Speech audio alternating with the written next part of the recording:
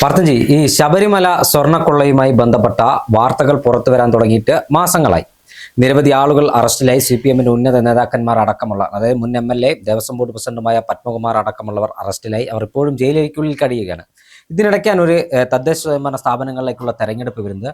ആ തെരഞ്ഞെടുപ്പിൽ CPM അതിദയനീയമായി പരാജയപ്പെട്ടു. പരാജയത്തിന് പിന്നാലെ മറ്റൊരു തിരിച്ചടി CPM-ന് ഉണ്ടായിരിക്കുന്നത് ഈ ശബരിമല കേസ് അന്വേഷണം ED രേഖകൾ കൈമാറാൻ കോടതി ഉത്തരവിട്ടിരിക്കുന്നു. മറുഭാഗത്ത് ഹൈക്കോടതിയിൽ ഈ കേസ് എടുക്കാൻ തയ്യാറാണെന്ന് പറഞ്ഞുകൊണ്ട് CBI അപേക്ഷ നൽകിയിരിക്കുകയാണ്. ഒരു ഭാഗത്ത് CBI, മറുഭാഗത്ത് ED. അതോടൊപ്പം തന്നെ പുതിയ വെളിപ്പെടുത്തൽ കൂടി പുറത്തു വരികയാണ്. കഴിഞ്ഞ ദിവസം മുൻ പ്രതിപക്ഷ നേതാവ് രമേശ് ചെന്നിത്തല പറഞ്ഞത് ഈ വലിയൊരു ലോബി തന്നെ പ്രവർത്തിക്കുന്നുണ്ട്. അതോടൊപ്പം തന്നെ ഈ ശബരിമലയിലെ അതേ മാതൃകയിൽ പത്മനാഭസ്വാമി ക്ഷേത്രത്തിലെയും പുരാവസ്തുക്കളായ ചില സാധനങ്ങൾ കൊള്ളയടിക്കാനുള്ള പദ്ധതി ഉണ്ടായിരുന്നു എന്നാണ് രമേശ് ചെന്നിത്തല പറഞ്ഞു വെക്കുന്നത്. വലിയ മാഫിയയാണ്, വിദേശത്തേക്കടക്കം കയറ്റിയിട്ടുന്ന സംശയം കൂടി പറയുകയാണ്. എങ്ങനെയാണ് ഈ ശബരിമല സ്വർണ്ണക്കൊള്ള CPM-നെ ബാധിക്കുന്നത്? തീർച്ചയായിട്ടും ഇതിൽ പറഞ്ഞ പോലെ ഈ പണ്ട് ശബരിമല യുവതീ പ്രവേശന സമയത്ത് വലിയ പ്രക്ഷോഭങ്ങളും കാര്യങ്ങളൊക്കെ ഉണ്ടാവുകയും ഹൈന്ദവ വിശ്വാസം എന്ന് പറയുന്നില്ല, അതിനപ്പുറത്തേക്ക് മതത്തിന് അതീതമായി അയ്യപ്പനെ സ്നേഹിക്കുന്ന ഒരുപാട് ആളുകളുണ്ട്. അവരുടെയൊക്കെ വികാരം നഷ്ടപ്പെട്ട് വ്രണപ്പെട്ടിരിക്കുന്ന ഒരു സമയം ഉണ്ടായിരുന്നു. അങ്ങനെയുള്ള ഒരു സമയത്ത് അതിനുശേഷം നടന്ന തെരഞ്ഞെടുപ്പിൽ പിണറായി സർക്കാർ എന്ത് ചെയ്തു? അധികാരത്തിലേക്ക് വന്നു. അത് പഞ്ചായത്ത് തെരഞ്ഞെടുപ്പിലും ഈ പറയുന്ന നിയമസഭാ തെരഞ്ഞെടുപ്പിലും പിണറായി അധികാരത്തിലേക്ക് വന്നപ്പോൾ സൈബർ സഖാക്കൾ ഒന്നടങ്കം പറഞ്ഞൊരു കാര്യം ഉണ്ടായിരുന്നു. അയ്യപ്പൻ സത്യത്തിൽ പിണറായിയുടെ കൂടെയാണ്, അയ്യപ്പൻ സത്യത്തിൽ CPM-ന്റെ കൂടെയാണ്, നിങ്ങൾ കാണുന്നില്ലേ ഈ കളിക്കുന്ന കളി, അയ്യപ്പൻ എന്തുകൊണ്ട് CPM-നെ കൈവിട്ടില്ല എന്നൊക്കെ പറഞ്ഞ് വലിയ തരത്തിലുള്ള പ്രചാരണങ്ങളൊക്കെ നടത്തി. ആ സമയത്ത് വിശ്വാസികളായിട്ടുള്ള ആൾക്കാരുടെ ഒക്കെ മനസ്സിൽ ചില കാര്യങ്ങളുണ്ടായിരുന്നു, എന്താണ് ഇങ്ങനെയൊക്കെ സംഭവിക്കുന്നത്. പക്ഷെ അന്ന് ഞാൻ മനസ്സിലാക്കുന്ന അനുസരിച്ച് കൊറോണ ആരെ തുണച്ചിട്ടുണ്ട്? ഈ പറയുന്ന പോലെ CPM-നെ വല്ലാതെ തുണച്ചിട്ടുണ്ട്. ആ കൊറോണ സമയത്ത് വേറൊരു രാഷ്ട്രീയ മാറ്റം വന്നാൽ വലിയൊരു പ്രശ്നമാണ് എന്ന് ജനങ്ങൾക്ക് മനസ്സിലാക്കിയത് കൊണ്ട് ജനങ്ങൾ വോട്ട് ചെയ്തു, അല്ലാതെ വലിയ ഭരണപരമായിട്ടുള്ള മേന്മകൾ കൊണ്ടൊന്നും അല്ല.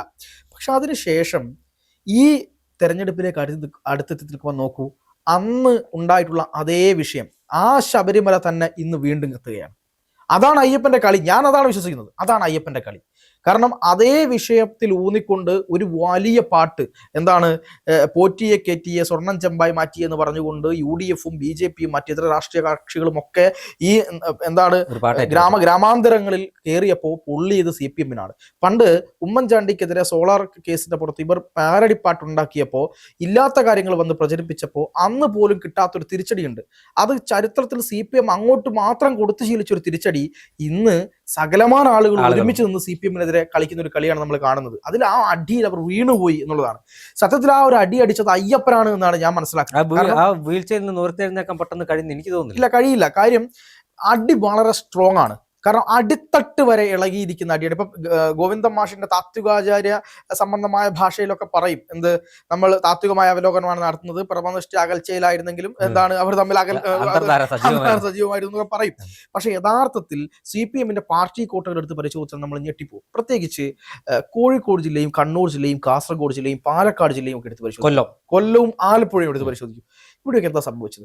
തിരുവനന്തപുരം ഒഴികെ തിരുവനന്തപുരത്തിന്റെ ഉൾനാടൻ ഗ്രാമങ്ങളിൽ പിന്നെയും CPM-ന് ഒരു എന്തുണ്ടായിട്ടുണ്ട്, കുറച്ചൊന്നും പിടിച്ചു നിൽക്കാൻ പറ്റിയിട്ടുണ്ട്. പാലക്കാടിന്റെ ചില മേഖലകൾ.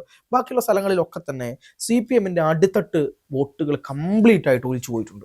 ഇതുവരെ UDF ജയിക്കാത്ത സ്ഥലങ്ങളിൽ വരെ UDF ജയിച്ചിട്ടുണ്ട്. വളരെ എന്താണ് ഈ പറയുന്ന ജില്ലാ പഞ്ചായത്ത് ഡിവിഷനുകളിൽ UDF ജയിക്കുക എന്ന് പറഞ്ഞാൽ അത്ഭുതം എന്ന് കരുതുന്ന ചില സ്ഥലങ്ങളുണ്ട്. അവിടെ വലിയ മെജോറിറ്റി ഭൂരിപക്ഷത്തിന് UDF ജയിച്ചു കാരണം അത് ലീഗെന്നോ കോൺഗ്രസ് എന്നോ UDF-ന്റെ മറ്റു കക്ഷികളെന്നോ മനസ്സിലായില്ലേ? അതായത് UDF-ന്റെ എല്ലാ ഘടകകക്ഷികളും വിജയിക്കുന്നു. അവിടെയാണ് നമ്മൾ കാണുന്നത് ജനത്തിന്റെ വികാരം എത്രത്തോളം ഉണ്ട് എന്നുള്ളത് മനസ്സിലാക്കേണ്ടത്. അവിടെ നിന്ന് വീണ്ടും അടുത്തൊരു ഇലക്ഷനിലേക്ക് പോകുമ്പോൾ പിണറായി പറയുന്നത് ശബരിമലയൊന്നും അങ്ങനെ ബാധിച്ചിട്ടൊന്നുമില്ല എന്ന് പറയുന്നുണ്ട്. പക്ഷെ സഖാക്കൾക്ക് കൃത്യമായി മനസ്സിലായിട്ടുണ്ട് ഇത് ബാധിച്ചിട്ടുണ്ട് എന്നുള്ളത് മനസ്സിലായിട്ടുണ്ട്.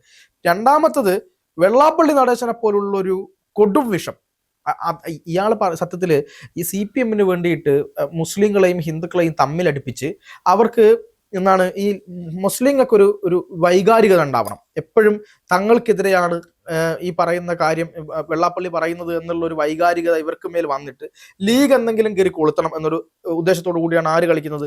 വെള്ളാപ്പള്ളി. മറിച്ച് ഇപ്പുറത്തുള്ള ഹിന്ദുക്കൾക്ക് BJP-യിൽ നിന്ന് വ്യത്യസ്തമായിട്ട് ഈ പിണറായിക്ക് തന്നെ അധികാരം കിട്ടാനുള്ള ഒരു എന്തെങ്കിലും തരത്തിലുള്ള ഒരു എന്താണ് സാഹചര്യം ഉണ്ടെങ്കിൽ അത് ഉണ്ടാക്കി കൊടുക്കുക എന്നുള്ളതും വെള്ളാപ്പള്ളിയുടെ ലക്ഷ്യമാണ്. ഒരേ സമയം രണ്ട് വള്ളത്തിൽ കാലി വെക്കുന്ന ആളാണ് ആര്? വെള്ളാപ്പള്ളി. BJP-യെ കേന്ദ്ര നേതൃത്വത്തെ ഇങ്ങനെ സുഖിപ്പിച്ചു കൊണ്ടുപോവുകയും പിണറായിയുടെ അടിമയായി നിൽക്കുകയും ചെയ്യുന്ന ഒരേ ഒരു രാഷ്ട്രീയ നേതാവ് ആരാണെന്ന് ചോദിച്ചാൽ അത് വെള്ളാപ്പള്ളി നടേശൻ മാത്രമാണ്. ഈ വെള്ളാപ്പള്ളിക്കെതിരെ എന്ത് വർഗീയത പറഞ്ഞാലും കേസെടുക്കില്ല. നമ്മൾ കേട്ടാൽ അറയ്ക്കുന്ന വർഗീയത പറയും. വർഗീയത എന്ന് പറയുന്നത് നമ്മളൊക്കെ വിചാരിക്കുന്നതിന് അപ്പുറത്തുള്ളതാണ്. അതേ വെള്ളാപ്പള്ളി നടേശനെ കൊണ്ട് മുഖ്യമന്ത്രി പിണറായി വിജയൻ പറഞ്ഞ എന്താണ് ഇന്നലെ പറഞ്ഞത്? തൊട്ടുകൂടാത്തവനല്ല. കാർ കയറ്റിയാൽ എന്താ? ഇതേ ആളുകൾ ഇതര രാഷ്ട്രീയ പാർട്ടികൾ എന്ന് പറയുന്നത് അവരുടെ ആശയങ്ങൾ കൃത്യമായി വിളിച്ചു പറഞ്ഞുകൊണ്ട് പ്രവർത്തനം ആൾക്കാരാണല്ലോ. ഈ ഗ്രാമാന്തരങ്ങളിൽ CPM പറഞ്ഞു കൊടുക്കുന്ന എന്താ? കോൺഗ്രസ്സുകാരോട് സംസാരിക്കരുത്, കോൺഗ്രസ്സുകാരുടെ വീട്ടിൽ പോകരുത്, മരിച്ച വീട്ടിൽ പോകരുത്, BJP-ക്കാരുടെ വീട്ടിൽ പോകരുത്, പിന്നെ കല്യാണം പോകാൻ പാടില്ല. പണ്ടൊക്കെ മലബാറിന്റെ പല മേഖലകളിലും മറ്റു രാഷ്ട്രീയ പാർട്ടിയാണ് കല്യാണം നടക്കില്ല, മറ്റു രാഷ്ട്രീയ പാർട്ടി എന്ന് പറഞ്ഞാൽ അങ്ങനെ ഒരു സംസ്കാരം ഉണ്ടാക്കിയെടുത്ത ആളുകളാണ് CPM എന്ന് പറയുന്നത്. എന്നിട്ട് അതേ CPM പറയാണ് വെള്ളാപ്പള്ളി തൊട്ടുകൂടാത്ത ആളൊന്നുമല്ല. പക്ഷെ ശരിയാണ്, തൊട്ടുകൂടായ്മ ഒരിക്കലും ഉണ്ടാവരുത്, ഒരു രാഷ്ട്രീയത്തിൽ ഉണ്ടാവരുത്. പക്ഷേ വെള്ളാപ്പള്ളിയുടെ അയാളെ കാർ കയറ്റിയില്ലയോ എന്നുള്ളതല്ല പ്രശ്നം. അയാളുടെ നിലപാടിനെതിരെ രണ്ട് വാക്ക് പറയാൻ മുഖ്യമന്ത്രി പിണറായി വിജയൻ നട്ടലില്ലാതെ പോയി. ഭയങ്കര ഒരൊറ്റ ചങ്കനാന്ന് പറയും. അതിന് ഒറ്റ ചങ്ക് മാത്രം മതി. ഒറ്റ ചങ്കുള്ള മനുഷ്യരും ഇനിയിപ്പം ചങ്കിന് ഓപ്പറേഷൻ കഴിഞ്ഞ് കിടക്കുന്ന മനുഷ്യരും പറയാൻ പറ്റും എന്ത്? വെള്ളാപ്പള്ളിക്കെതിരെ നിലപാടെടുക്കാൻ പറ്റും. പക്ഷെ അത് എടുത്തില്ല. അവിടെ നിന്നും മുൻപോട്ട് വരുമ്പോൾ നമ്മൾ ഇപ്പൊ കാണുന്നത് എന്താ? ശബരിമല സ്വർണ്ണക്കൊള്ള എന്ന് പറയുന്നത് നമ്മളൊക്കെ വിചാരിച്ചതുപോലെ ഏതെങ്കിലും ഒരു തരത്തിൽ ദ്വാരപാലക ശില്പത്തിലെ 2 or 3 പാളി ഇളക്കി കൊണ്ടുപോയി കുറച്ച് പണം എടുക്കാൻ വേണ്ടി സ്വർണം വിറ്റതാണ് എന്നൊരു നെറേഷൻ ഉണ്ടായിരുന്നു ആദ്യം തുടക്കം. അതാണ് നമ്മൾ വിചാരിച്ചത്. പക്ഷെ അത് തന്നെ ഭക്തജനങ്ങളെ ഭയങ്കരമായിട്ട് പൊള്ളിച്ചു. കാരണം ശബരിമല അയ്യപ്പനെ പോലെ അത്രയും ഭക്തജനങ്ങൾ വളരെ കെട്ടി ശബരിമലയ്ക്ക് 41 ദിവസം വ്രതമൊക്കെ എടുത്ത് പോകുന്ന ഒരു സ്ഥലത്ത് കയറിയിട്ട് ഈ തോന്നിവാസം കാണിക്കുക എന്ന് പറഞ്ഞാൽ ഭയങ്കര പ്രശ്നമാണ്. പക്ഷെ നമ്മൾ ഇപ്പൊ കേൾക്കുന്നത് എന്താ? ഇപ്പൊ കേൾക്കുന്നത് 1000 കോടിയുടെ തട്ടിപ്പ് കേരളത്തിൽ ലക്ഷ്യപ്പെട്ടു. എവിടെ? ക്ഷേത്രങ്ങളിൽ. അതായത് ദേവസ്വം ബോർഡിന്റെ കീഴിലുള്ള ക്ഷേത്രങ്ങളിൽ അതിപുരാതനമായി കിടക്കുന്ന സ്ഥലങ്ങളിലെ സ്വർണം മോഷ്ടിക്കാൻ വേണ്ടിയിട്ട് ഇവരൊരു അന്താരാഷ്ട്ര ഗൂഢാലോചനയും അന്താരാഷ്ട്ര കള്ളക്കടത്ത് സംഘവും ഉണ്ടായി. അതിന് നേതൃത്വം കൊടുത്തത് ഇടതുപക്ഷം ഭരിക്കുന്ന ഈ പറയുന്ന ദേവസ്വം ബോർഡിലെ പ്രധാനപ്പെട്ട ഇടതുപക്ഷത്തിന്റെ എന്ന് പറഞ്ഞാൽ മാത്രമല്ല CPM-ന്റെ ഈ മെമ്പർമാര്, പ്രധാനപ്പെട്ട നേതാക്കന്മാര്, മുൻ MLA-മാര്, അതുപോലെ തന്നെ ഇപ്പോഴത്തെ എന്താണ് ഈ വാസുവിനെ പോലുള്ള ആൾക്കാർ, പത്മകുമാറിനെ പോലുള്ള ആൾക്കാർ. അതായത് ദേവസ്വം വകുപ്പിന്റെ സഹായമില്ലാതെ ഏതെങ്കിലും തരത്തിൽ ഇത്രയും വലിയ ഒരാൾക്ക് ഇത്രയും സംവിധാനങ്ങൾ വഴി ഈ സ്വർണ്ണമൊക്കെ എടുത്തുകൊണ്ട് പോകാൻ കഴിയുമെന്ന് വിശ്വസിക്കുന്നില്ല. ഒരിക്കലും ഇല്ല. കാരണം പമ്പ മുതൽ ശബരിമല സന്നിധാനത്ത് പോയ ആളുകൾക്കറിയാം, നിലയ്ക്കൽ മുതൽ ശബരിമല ഉരക്കുഴി വരെ 100 കണക്കിന് ക്യാമറകളാണുള്ളത്. അതെ. അതുപോലെ തന്നെ പോലീസിന്റെ സംരക്ഷണം, CISF-ന്റെ സംരക്ഷണം. ഒരു മണ്ഡല മകര വിളക്ക് കാലത്ത് നമുക്ക് അവിടെ പോയാൽ അറിയാം, തോക്കേന്തിയ പോലീസുകാർ, തോക്കേന്തിയ പട്ടാളക്കാർ അമ്പലത്തിന് ചുറ്റും കാവൽ നിൽക്കുന്ന ക്ഷേത്രത്തിൽ നിന്ന് അതോടൊപ്പം തന്നെ നടയടയ്ക്കുന്ന കാലത്തും CCTV ദൃശ്യങ്ങൾ പരിശോധിക്കാൻ പോലീസ് ഉദ്യോഗസ്ഥർ അവിടെയുണ്ട്. അവിടെ നിന്ന് ഇത്തരത്തിൽ സ്വർണം കൊണ്ടുപോയത് ഉദ്യോഗസ്ഥരുടെ ഒത്താശയോടുകൂടി തന്നെയാണ് എന്ന കാര്യത്തിൽ ഒരു തർക്കവുമില്ല. അവിടെയാണ് CPM-നെ സംശയിക്കേണ്ടിയിരിക്കുന്നത്. കാരണം വാസുവും ഈ പത്മകുമാറും അടക്കമുള്ള ആളുകൾ സ്വർണം കൊള്ള ചെയ്യാൻ ഒത്താശ ചെയ്യുമ്പോൾ അതിൻ്റെ ഒരു പങ്ക് പാർട്ടി നേതാക്കന്മാർക്ക് കിട്ടിയിട്ടില്ല എന്ന് ഞാൻ വിശ്വസിക്കുന്നില്ല. തീർച്ചയായും ഈ വാസുവിനെ പോലെ പത്മകുമാറിനെ പോലുള്ള ആളുകൾ കളവ് ചെയ്തെങ്കിൽ, അല്ലെങ്കിൽ അവർ മാത്രമാണ് കളവ് ചെയ്തെങ്കിൽ എന്തുകൊണ്ട് പത്മകുമാറിനെതിരെ പാർട്ടി നടപടി സ്വീകരിക്കുന്നില്ല? പേടിയാണ്. കാരണം വലിയ നേതാക്കന്മാരുടെ പേര് വിളിച്ചു പറയുമോ എന്നുള്ള പേടി മുഖ്യമന്ത്രിക്ക് വരെ ഉണ്ട് എന്നാണല്ലോ ഇപ്പോൾ പുറത്തു വരുന്ന വാർത്തകൾ. വേറൊരു കാര്യം കൂടി ശ്രദ്ധിച്ചോ? അതായത് ഈ D മണിയും ദാവൂദ് മണി, ബാലമുരുകൻ എന്നാണ് അയാളുടെ പേര്, അയാളും അതുപോലെ തന്നെ ഈ എന്താണ് ഈ ഗൾഫിലെ വ്യവസായി ഉൾപ്പെടെയുള്ള ആളുകളുടെ മൊഴി എടുത്ത് പരിശോധിക്കുമ്പോഴാണ് നമ്മൾ ഞെട്ടിപ്പോകുന്ന തരത്തിൽ മറ്റു ദേവസ്വം ക്ഷേത്രങ്ങളിൽ പിന്നെ ഉള്ള സ്വത്തുക്കൾ വരെ അടിച്ചു മാറ്റാൻ. അതെ, പത്മനാഭസ്വാമി ക്ഷേത്രം എന്ന് പറഞ്ഞാൽ ഇന്ത്യയിൽ തന്നെ ഏറ്റവും സമ്പന്നമായ ക്ഷേത്രങ്ങളാണ്. അതെ, ഒരു അത്രയും നിധിശേഖരമുണ്ട്. ഇത് ഇപ്പോൾ അവിടെ നിലനിൽക്കുന്ന എന്താണെന്നറിയോ? അതിപ്പോഴും ആ രാജകുടുംബത്തിന്റെയും അവിടെയുള്ള കമ്മിറ്റിക്കാരുടെ ഒക്കെ സുപ്രീം കോടതി ഇടപെടലൊക്കെ ഉള്ളത് കൊണ്ടാണ്. ഇതെങ്ങാൻ ദേവസ്വത്തിന്റെ മാത്രം കീഴിലായിരുന്നെങ്കിൽ അവിടെ വിഗ്രഹം ഉണ്ടാവുമെന്ന് അറിയില്ല. അല്ല, അതൊരു പക്ഷെ വലിയ വിഗ്രഹം ആയതുകൊണ്ട് ചിലപ്പോൾ കൊണ്ടുപോകാൻ പറ്റില്ല. അല്ലാതെ ആ നിലവറ മൊത്തം കൊണ്ടുവരുന്നുണ്ടാവും. അതാണ് ഇപ്പൊ അവിടെ സംഭവിക്കുന്നത്. പക്ഷെ ഇത് നടക്കാത്തത് അവിടെ മാത്രം ഈ ഒരു സംഭവം ഉള്ളത് കൊണ്ടാണ്. ഇനി നമ്മൾ മനസ്സിലാക്കേണ്ട വേറൊരു കാര്യം എന്ന് പറഞ്ഞാൽ, ഈ ദാവൂദ് മണി ഉൾപ്പെടെയുള്ള ആളുകൾ തിരുവനന്തപുരത്തെത്തി ഒരു രാഷ്ട്രീയ നേതാവിന് പണം കൈമാറി എന്ന് പറയുന്നുണ്ട്. ആ രാഷ്ട്രീയ നേതാവിലേക്ക് അന്വേഷണം എത്തിക്കഴിഞ്ഞാൽ CPM-ന്റെ സ്ഥിതി എന്തായിരിക്കും? ഇനി ആ രാഷ്ട്രീയ നേതാവിലേക്ക് അന്വേഷണം എത്താതിരിക്കുകയോ? ഇല്ല. കാരണം ഹൈക്കോടതി കൃത്യമായി ഇടപെടുന്നുണ്ട്. രണ്ടാമത്തെ വിഷയം എന്ന് പറഞ്ഞാൽ ED അന്വേഷിക്കുന്നുണ്ട്. ED-യും ഇയാളിലേക്ക് എത്തും. ഇത് അന്താരാഷ്ട്ര കള്ളക്കടത്താണല്ലോ നടന്നിരിക്കുന്നത്. ഇനി അതിലും അപ്പുറത്തേക്ക് വേറൊരു കാര്യം കൂടെ ഉണ്ട്. അതായത് ഈ CBIയുടെ അന്വേഷണം വേണോ വേണ്ടയോ എന്ന് ഹൈക്കോടതി തീരുമാനിച്ചിട്ടില്ല. ഇല്ല. അത് ഈ പറയുന്ന SITയുടെ അന്വേഷണം കൃത്യമായി ഈ നേതാക്കളിലേക്ക് പോകുന്നുണ്ടോ എന്ന് നോക്കിയിട്ട് മാത്രമാണ് CBI ആ കാര്യത്തിൽ അല്ല ഹൈക്കോടതി ഈ കാര്യത്തിൽ ഒരു തീരുമാനം എടുക്കുള്ളൂ.